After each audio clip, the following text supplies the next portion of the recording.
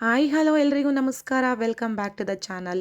ಇವತ್ತು ನಾನೊಂದು ಬಿಸಿ ಆಗಿರುವಂಥ ಸೂಪರ್ ಆಗಿರುವಂಥ ಬಟಾಣಿ ಮಸಾಲ ಸಾಂಬಾರನ್ನ ಹೇಗೆ ಮಾಡೋದು ಅನ್ನೋದನ್ನು ತೋರಿಸ್ತಾ ಇದ್ದೀನಿ. ಬನ್ನಿ ಇದನ್ನು ಹೇಗೆ ಮಾಡೋದು ಅಂತ ಶುರು ಮಾಡೋಣ. ಮೊದಲಿಗೆ ಒಂದು ಪ್ಯಾನ್ನ ಬಿಸಿಗಿಟ್ಕೊಳ್ಳಿ. ಅದಕ್ಕೆ ಒಂದು 3 ಚಮಚ ಎಣ್ಣೆನ ಹಾಕ್ಕೊಳ್ಳಿ.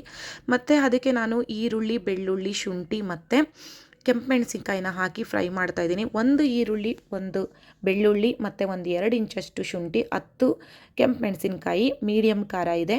ಅದನ್ನು ಒಂದು 2 ಮಿನಿಟ್ಸ್ ಫ್ರೈ ಮಾಡಿದ ಮೇಲೆ 1 ಚಮಚ ಗಸಗಸನೆ ಹಾಕಿ ಚಿಟಪಟ ಸಿಡಿಯೋವರೆಗೂ ಫ್ರೈ ಮಾಡಿ. ಅದಕ್ಕೆ ಒಂದು ಟೊಮೊಟೊನ ಹಾಕಿ ಅದು ಕೂಡ ಸಾಫ್ಟ್ ಆಗೋವರೆಗೂ ಫ್ರೈ ಮಾಡ್ಕೊಳ್ಬೇಕು. ಟೊಮೊಟೊ ಒಂದು ಮೀಡಿಯಮ್ ಸೈಜ್ ಟೊಮೊಟೊನ ಯೂಸ್ ಮಾಡಿದ್ದೀನಿ.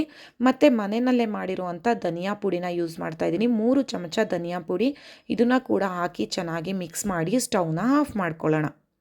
ಸೊ ಇದು ತಣ್ಣಗಾಗೋಕ್ಕೆ ಬಿಡಬೇಕು. ಹಾಗೆಯೇ ಇದಕ್ಕೆ ಒಂದು 4 ಲವಂಗ, ಒಂದು 2 ಏಲಕ್ಕಿ, 1 ಇಂಚಷ್ಟು ಚಕ್ಕೆ, ಹಾಗೆಯೇ ಒಂದು ಸ್ವಲ್ಪ ಪುದೀನ, ಒಂದು ಸ್ವಲ್ಪ ಕೊತ್ತಂಬರಿ ಹಾಕಿ ಇವಾಗ ಇದನ್ನು ನಾವು ನುಣ್ಣಗೆ ರುಬ್ಕೊಳ್ಬೇಕು. ಒಂದು ಮಿಕ್ಸಿ ಜಾರಿಗೆ ಒಂದು ಹಿಡಿಯಷ್ಟು ತೆಂಗಿನಕಾಯಿ ಮತ್ತು ನಾವು ಫ್ರೈ ಮಾಡಿರುವಂಥ ಮಸಾಲಾನ ಹಾಕಿ 1 ಚಮಚ ಕಡಲೆ, ಒಂದು ಸ್ವಲ್ಪ ನೀರು ಹಾಕಿ ಇದನ್ನು ಚೆನ್ನಾಗಿ ರುಬ್ಕೋಬೇಕು. ರುಬ್ಬಿರೋವಂಥ ಮಸಾಲಾನ ಪಕ್ಕದಲ್ಲಿಡೋಣ. ನೆಕ್ಸ್ಟು ನಾನು ರಾತ್ರಿ ಇಡೀ ನೆನೆಸಿಟ್ಟಿರುವಂಥ ಬಟಾಣಿ, ಚೆನ್ನಾಗಿ ನೆಂದಿರಬೇಕು ಬಟಾಣಿ. ಆ ಬಟಾಣಿನ ನೋಡಿ, ಒಂದು ಬೌಲಷ್ಟು ಬಟಾಣಿನ ಹಾಕ್ಕೊಳ್ತಾ ಇದ್ದೀನಿ.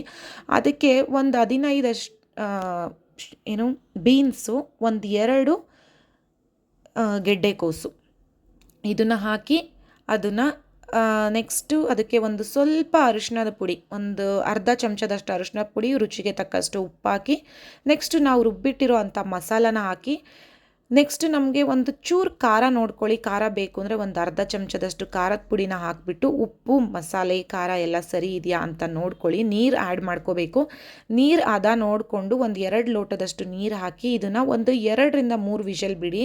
ಬಟಾಣಿ ಚೆನ್ನಾಗಿ ನೆಂದಿದ್ರೆ 2 ವಿಷಲ್ ಸಾಕು. ಮತ್ತು ಪ್ರೆಷರ್ ಎಲ್ಲ ತೆಗೆದುಬಿಟ್ಟಿದ್ದೀನಿ ನಾನು, ಯಾಕೆಂದರೆ ಬಟಾಣಿ ಸಿಪ್ಪೆ ಬಿಟ್ಬಿಡುತ್ತೆ ಚೆನ್ನಾಗಿ ಬೆಂದ್ಬಿಟ್ರೆ. ಹಾಗಾಗಿ ನೋಡಿ, ಇವಾಗ ಕರೆಕ್ಟ್ ಹದದಲ್ಲಿ ಬೆಂದಿದೆ, ಸಿಪ್ಪೆ ಎಲ್ಲ ಬಿಡಬಾರ್ದು. ಇದಕ್ಕೆ ಒಂದು ಒಗ್ಗರಣೆ ಮಾಡ್ಕೊಳ್ಳೋಣ. ಒಂದು ಕಡೆ ನೀವು ಸಾಂಬಾರನ್ನ ಕುದಿಯೋಕೆ ಇಟ್ಬಿಟ್ಟು ಇನ್ನೊಂದು ಕಡೆ ಒಗ್ಗರಣೆ ಹಾಕ್ಕೊಳ್ಳೋಣ. ಒಂದು 2 ಚಮಚ ಎಣ್ಣೆ ಹಾಕಿ, ಎಣ್ಣೆ ಬಿಸಿಯಾದ ನಂತರ ಒಂದು ಅರ್ಧ ಚಮಚ ಸಾಸಿವೆ ಎಲ್ಲ ಚಿಟಪಟ ಸಿಡಿದ ಮೇಲೆ ಅದಕ್ಕೆ ಒಂದು ಈರುಳ್ಳಿನ ಹಾಕಿ ಫ್ರೈ ಮಾಡ್ಕೊಳ್ಬೇಕು. ಚೆನ್ನಾಗಿ ಸಾಫ್ಟ್ ಆಗೋವರೆಗೂ ಈರುಳ್ಳಿ ಫ್ರೈ ಮಾಡ್ಕೊಳ್ಳಿ.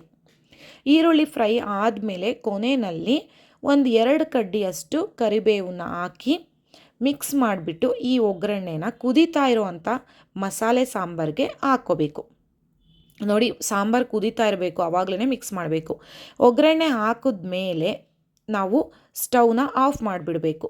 ಸೊ ಬಿಸಿಯಾದಂಥ ಮಸಾಲ ಸಾಂಬಾರು ರೆಡಿಯಾಗಿದೆ.